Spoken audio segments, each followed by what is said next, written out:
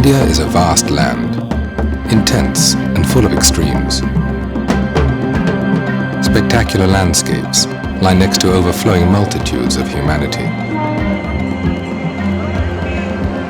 Wretchedness and decay blend with astonishing wealth. Side by side, one finds overwhelming noise and deep serenity, cruelty and kindness, dark ignorance and the highest wisdom. India is a land of paradox. Where else can one witness the sight of a prisoner weeping like a child in the arms of his jailer? But this is not just another Indian paradox. This is an entirely different story.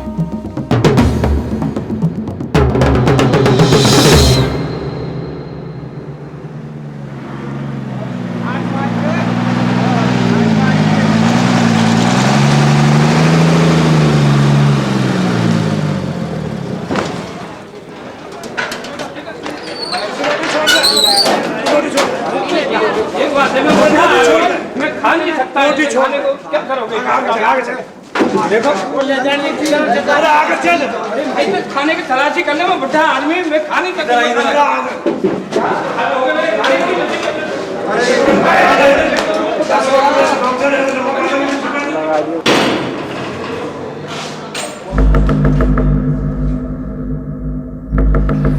I came to Tihar in 1988. I get caught in the airport, Indira Gandhi International Airport, sorry, with 4 kilos of heroin.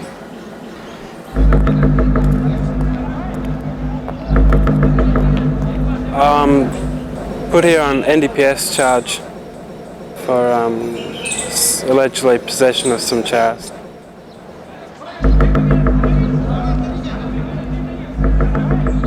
Triple murder case Ahmedabad में हुआ था 1983 में। उस case में मुझे पहले फांसी की सज़ा हुई थी, उसके बाद में यानी हाई कोर्ट में लाइफ सेंटेंस की सज़ा हुई। What am I doing in Indian jail? Time is what I'm doing in Indian jail. No, actually I'm doing vipassana now.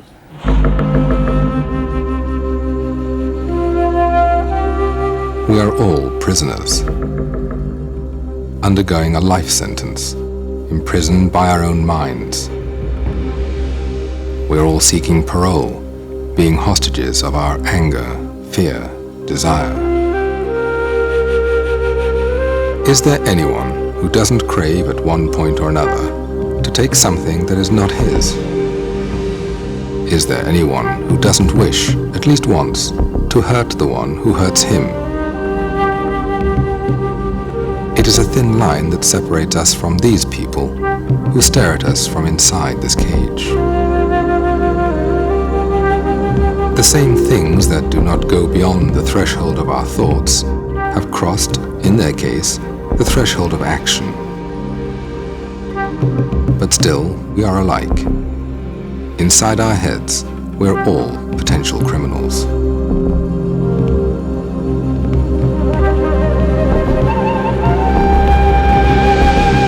This is Tihar Jail, one of the largest prisons in the world. 10,000 people are imprisoned here. 9,000 of them are still awaiting their trials. The wheel of justice rolls slowly and heavily in India, like an overloaded truck. A pickpocket may find himself waiting for 6 years in order to receive a 1-year sentence. It could take another 2 weeks. It could take another 2 years, 3 years, 4 years. They take their time.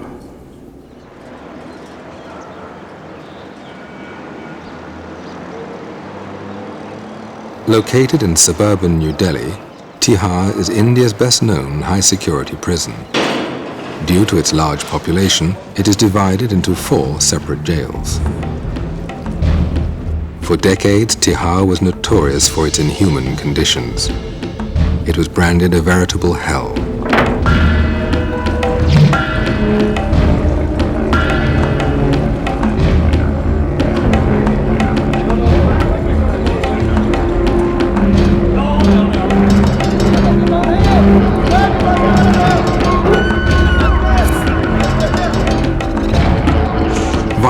corruption and drug use are common problems in almost any prison.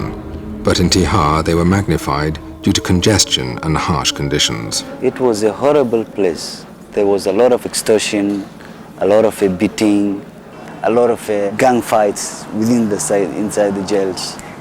There was a lot of problems, many problems. The combination of 1,000 convicts, along with thousands still awaiting their trials, had created a hierarchy of power and an explosive atmosphere. There are massive more under trials than there are convicts. The few can control the many. Take from the under trials. Convicts used extortion, and you beat a few people up occasionally, and the many will come across with a few rupees here, a few rupees there, you know. The inmates, they're not being themselves. I mean, this a macho image, I mean, tough, aggressive. You know, you get a few thousand macho people together, you know, and that's a lot of aggression, you know, and that's a lot of controlling, because this is prison. That's a lot of controlling to do. So I've understood when I first came here myself that sometimes the stick had to be used. But you have a point where you don't go beyond. The jail staff were trained under the old tradition of oppression, isolation and punishment. They believed that if the prisoners were made to suffer, they would not commit crimes after their release for fear of being sent back to this hell. But they were wrong. In Tihar, prisoners were specializing further in crime. I'm here now about 13 months. I was taking some heroin from Kathmandu to Toronto via the airport in New Delhi. I was searched in New Delhi and I was brought here. David is one of the foreign inmates kept in Tihar. Everybody is a legal expert in Tihar jail. Everybody knows all the ins and outs of the Indian system. It just so happens some of them will be here for 6 or 7 years maybe, but they'll tell you how to get out. With this record, Tihar was hardly the place to expect a breakthrough in prison reform. And yet, this is exactly what happened.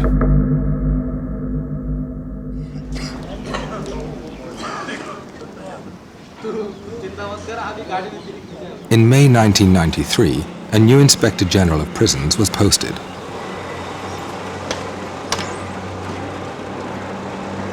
The new IG was Kiran Bedi, a little woman with a big reputation and an even bigger vision.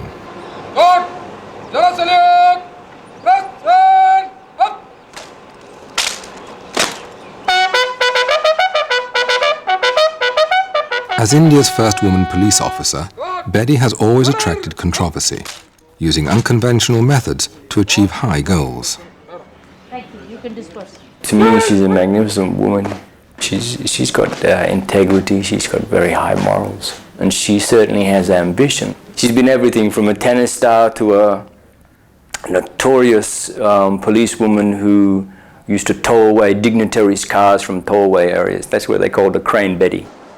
I vividly remember the day when she was to join. We have a meeting for 1.5 hours, and that meeting she only made us clear there is a very thin thread between us as officers and those inside. We have also made blunders in our life, but thank God we are not inside. Unfortunately, they are. Right from the start, Betty told her staff that she intended to turn Tihar prison into a place for personal development, an ashram. I started to share with them my vision of a prison. I held my meetings, first of all told them that you're going to work as a team, work as a family. Asking them, are they aware of what their whole job priority is? What are they meant for? Are they here as watchmen or are they here for a larger job? Ever since she took office, she did a lot of a transformation. She's a person who solves problems. If you cannot solve a problem, that you are part of the problem yourself. We kept using a lot of love and care, actually giving them love and care. I allowed them books, canteen facilities, better medical care, clothing, radio, outside visitors. Before we were regarded here as, I don't know really it's beyond description of the words. She showed us that we are human beings. And therefore, we deserve to be treated as human beings. I've talked to them, I've shared with them, I've read with them, I've laughed with them, I've sung with them, I've even danced with them.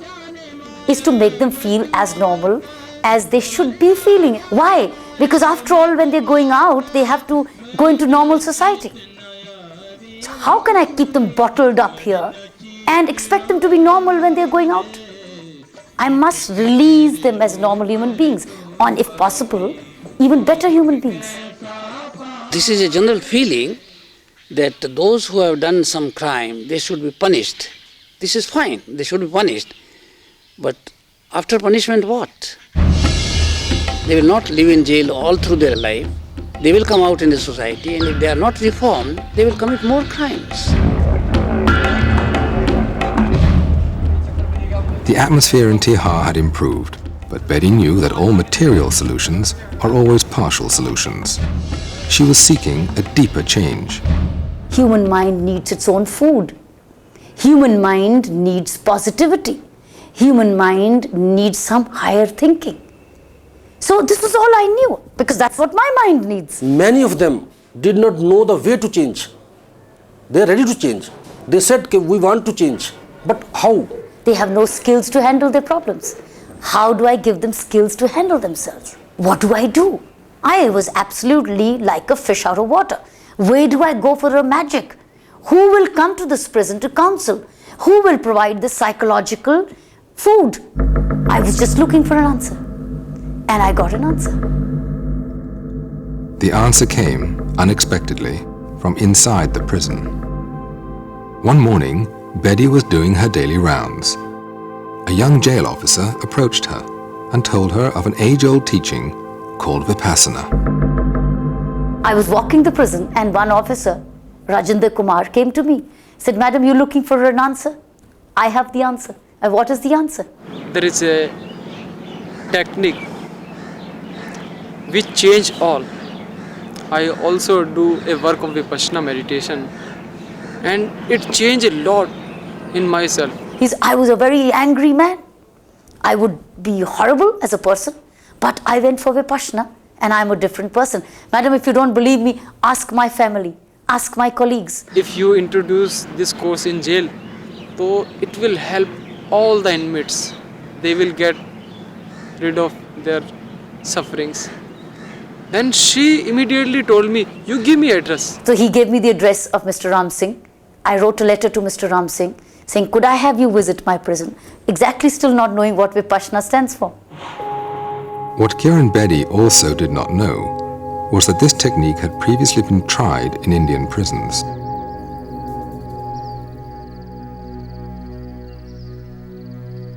Vipassana is a journey of discovery, taken with closed eyes.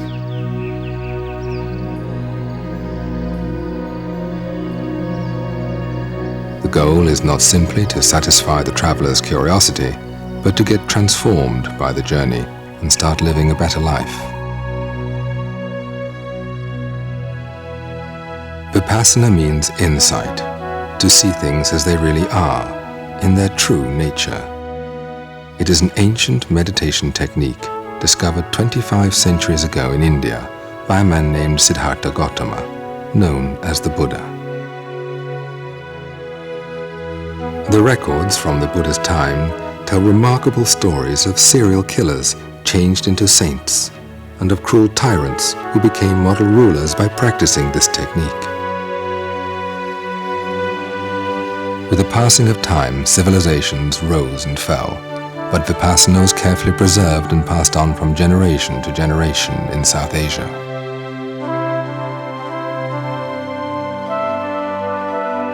Today, it is taught by S.N. Goenka, an Indian who was born and grew up in Burma. Mr. Goenka learned Vipassana from his Burmese teacher, Sayaji Ubakin. In 1969, Mr. Goenka arrived in India and started teaching Vipassana.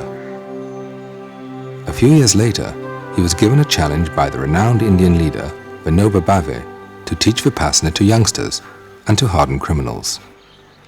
I said, I am here to serve. If you can arrange, I will teach the hard criminals in the jail. I will teach the students. He arranged in the school and it was very successful. But he could not arrange in the prison because the rules of prison, manual of prison is such that A teacher cannot go and stay there, one has to stay outside, and that was not acceptable to me.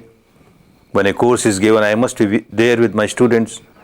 It could not materialize. But later on, the Rajasthan government was good enough to relax their rules, and first course was given there in the Jaipur jail.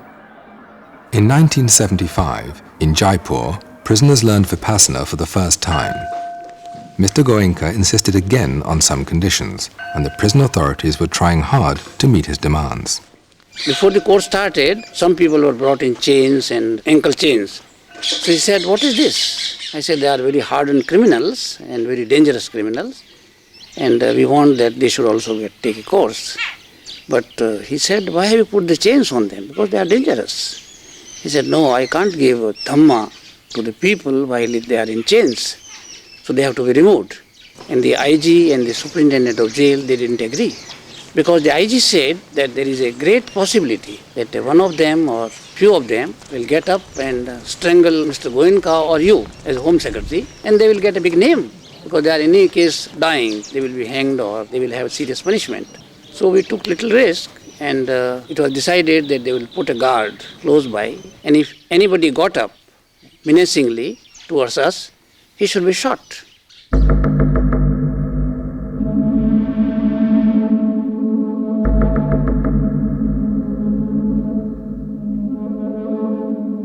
Fortunately, no shot had to be fired.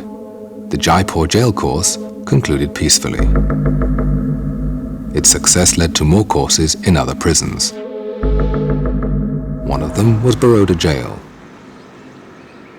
The superintendent, Mr. Vora, was impressed by the effect of vipassana on his prisoners and decided to take a course himself. After that, he arranged 5 more courses in Baroda jail. कैदियों के बीच और staff के बीच में जो coordination है वह भी अच्छे तरह से चल रहा है। कैदियों को अपने फैमिली के साथ का जो व्यवहार है वह भी अच्छी तरह से चल रहा है। कैदियों में जो रिवेंज लेने की जो भावना है कि मैं यहाँ से छूटूं और बाद में उनको मार डालूं, ऐसा कर डालूं, ये सब उनमें से निकल गया। Babu Baya was notorious for killing 3 people in 5 minutes during a gang fight. और जो मेरी खिलाफ पार्टी थी, जिनके लिए मुझे नफरत थी, बदले की भावना थी, विपश्यना साधना से इतना परिवर्तन आया कि उनके लिए मुझे एक तरह की हमदर्दी जागी, अपने किए पे पछतावा हुआ। After taking a course, he contacted the family of his victims, seeking forgiveness. यानी समाधान कॉम्प्रोमाइज़ के लिए वो तैयार भी हुए, और 92 में रक्षाबंधन के दिन यहाँ पे आके उन्होंने मुझे, दोनों बहनों ने काफ़ी खेलदिली पूर्वक स्व खुशी से आके उन्होंने राखी बांधी और एक भाई बहन का पवित्र नाता उन्होंने यानी जोड़ा है, और आज भी मैं उनकी फैमिली को पूरा अच्छी तरह अपनी फैमिली की तरह ही संभाल रहा हूँ। क्षमा देना और क्षमा आपना ये दोनों बहुत मुश्किल काम है। जिसका हस्बैंड मार डाला है, जिसका भाई मार डाला है, उनके हाथ में, उनके मुंह में राखी बनना, उनके मुंह में कुछ स्वीट डालना, हिम्मत वाली बात।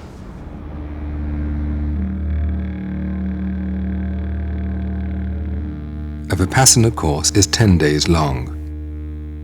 Students live in complete silence, meditating from early morning till night. For 10 days, they follow a basic code of moral conduct.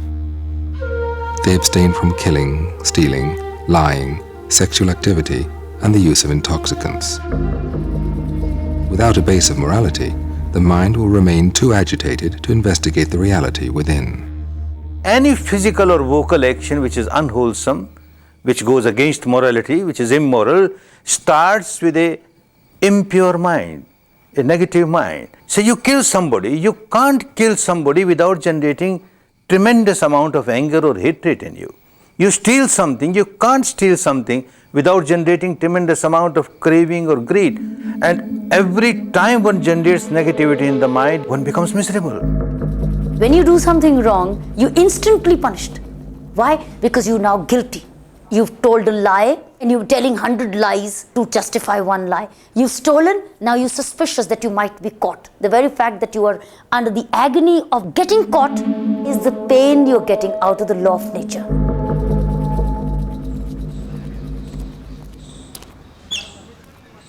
Back in Tihar, Kiran Bedi was preparing the ground for a vipassana course. She said that if a course could be organized, I say, why not? we can do this. So there also the similar difficulties came. I said first condition is that some of the jail senior people should attend the course first, then only we'll agree. Unless the keepers of the prisoners change, prisoners will not change.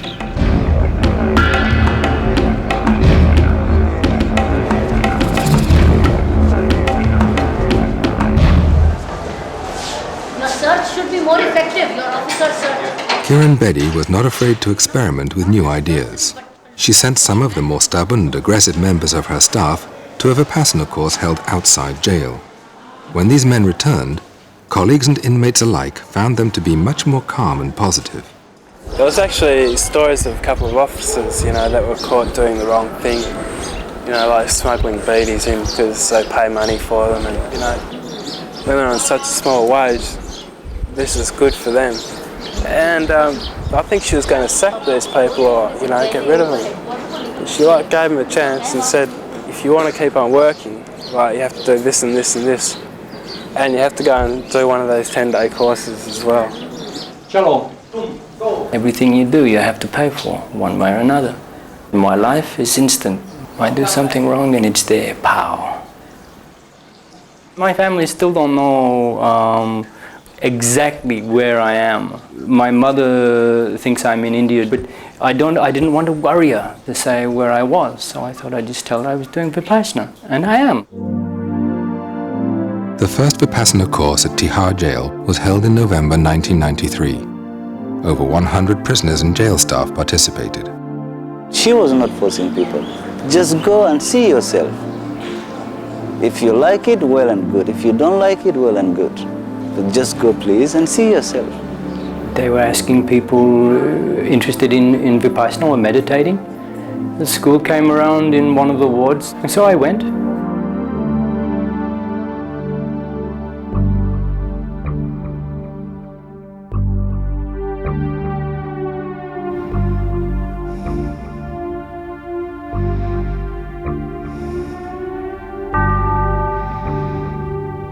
At first, all one is asked to do is to focus on one's own natural breath, to feel it coming in and out of the nostrils, and to maintain this awareness for as long as possible. Sounds simple, but it's not.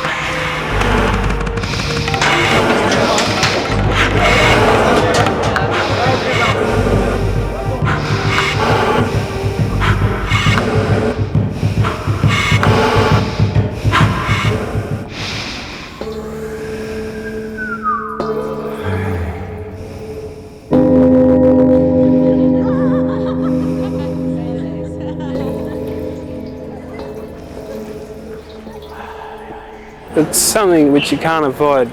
You can concentrate for so long, and after a while you don't realise it, but your mind wanders. And it's after a while you say, hey, you're supposed to be back here, concentrating, and so you come back to it.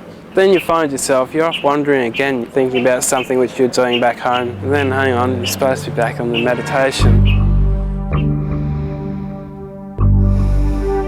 When one sits down to be still, an endless stream of thoughts wells up in the mind. Memories, hopes, fears start flooding in.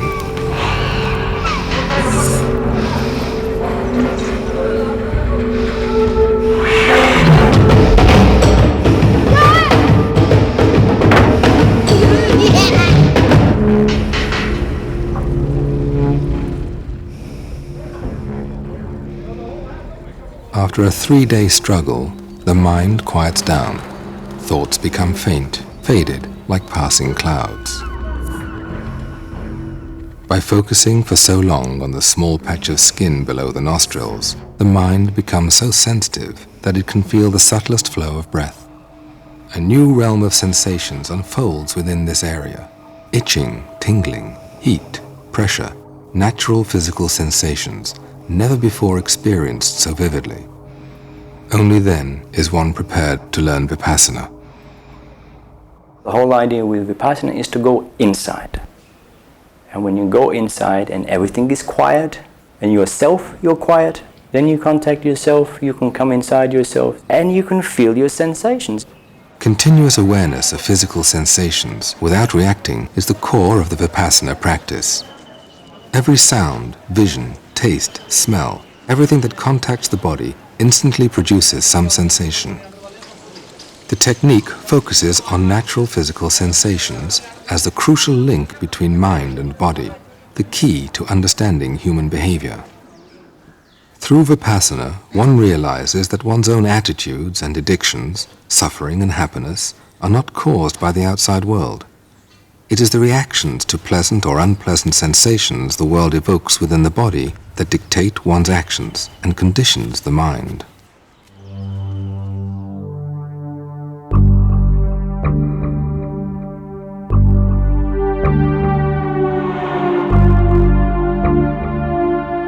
On the fourth day of the course, vipassana is taught. Students learn how to observe objectively all the sensations in their bodies, whatever they may be, without reacting to them. They watch emotions come and go. They watch pain come and go. They watch pleasure come and go. And they realize, not intellectually, but through their own experience, that nothing is permanent. Hatred, passion, greed are not abstract anymore. By watching the physical sensations accompanying these emotions, and by understanding their impermanent nature, one can actually start changing the habit of blind reaction. Between the two poles of expression and suppression lies a third option, mere observation.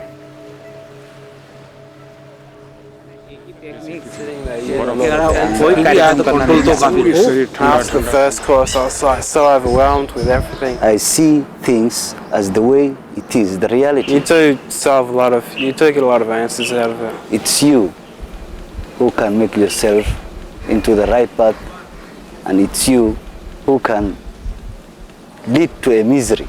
There's a happiness in there, you know?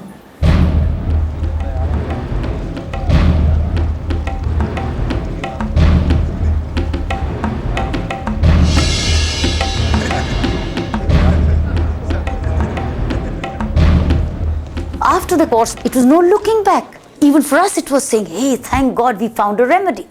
We found an alternative. We found a way to take them to. Then there was no looking back. The first Vipassana course in Tihar jail was followed by 5 more, and Kiran Bedi was once again thinking ahead. We became greedier. We were impatient.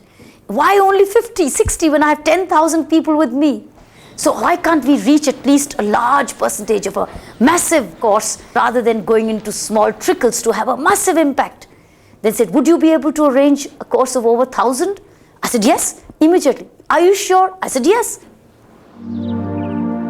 It was one of the most ambitious projects in the history of Indian prisons. It was also the largest Vipassana course conducted in modern times. In just a few weeks, a special area was prepared inside the prison.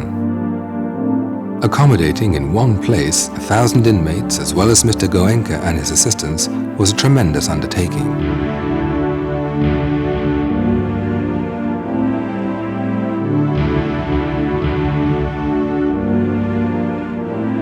Nobody could believe that 1,000 prisoners could be put together and kept at a place because it's a grave security risk. ये मेरे से विपासना पूछ रहे थे, मैंने कहा मैं कौन हूँ बताने को। विपासना विद्या जो कि आप यहाँ शुरू कर रहे हैं एक एक्सपेरिमेंट, इससे आप को क्या लगता है कि यहाँ क्या बदलाव आ सकेगा? ये एक्सपेरिमेंट नहीं कर रहे हैं, एक्सपेरिमेंट तो हो चुके, यहाँ भी अच्छे उसके परिणाम आए हैं। परिणाम आते हैं तो लोग बैठेंगे नहीं, क्यों बैठेंगे? 10 दिन तक किसी को कहना तो मौन रहो, बिल्कुल नहीं बोलना, घबरा जाएंगे नहीं बेचारे। उनको कुछ मिलेगा तो बैठे, और मिलता है, खूब मिलता है। खूब तपना है, तपोगे ना? बहुत सुख से होता है। He pretends to be no saint. He is like a simple, humble teacher. He's not expecting anything in return. The way he's done it for prisoners for 10 days, he's lived in the prison for 11 days. He and his wife together. And it was no comfortable stay.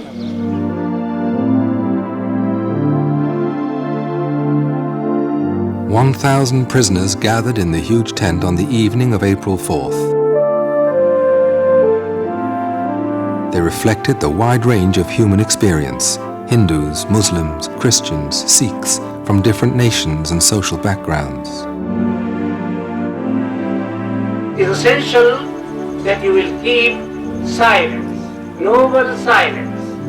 It doesn't mean that your mouth will be locked.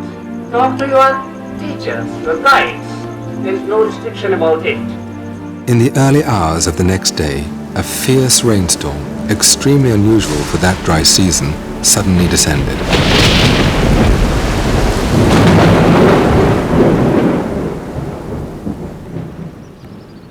The tent collapsed. All the rugs and meditation cushions were completely soaked. An emergency meeting was called at 3:30 a.m. to consider cancelling the course. Instead, measures were quickly put into action, allowing it to continue.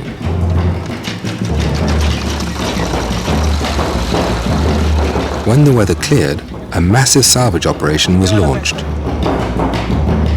Meanwhile, the course continued as prisoners meditated in their barracks.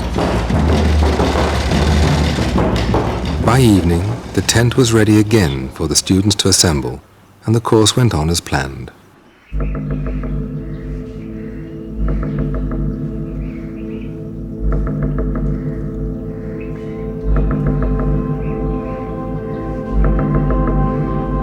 Nine days later, it was apparent that something unique had been accomplished. It actually changed people. It made my prisoners weep. It made them cry. They had realized what life actually could be.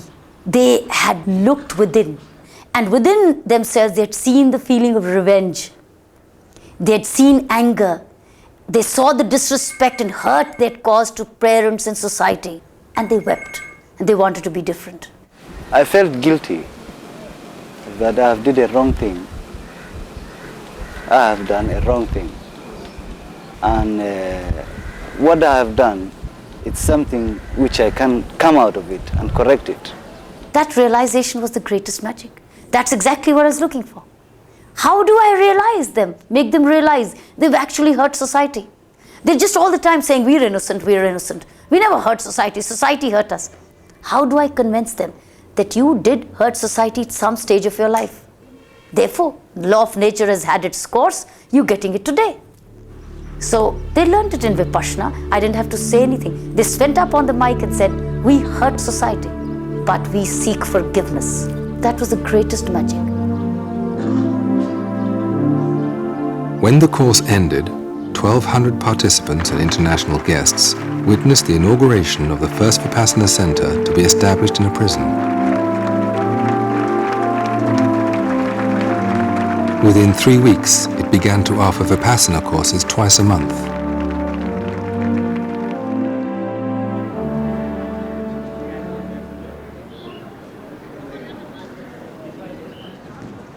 Don't expect any miracles. It will take time. Not that all of a sudden a criminal changes to the saint.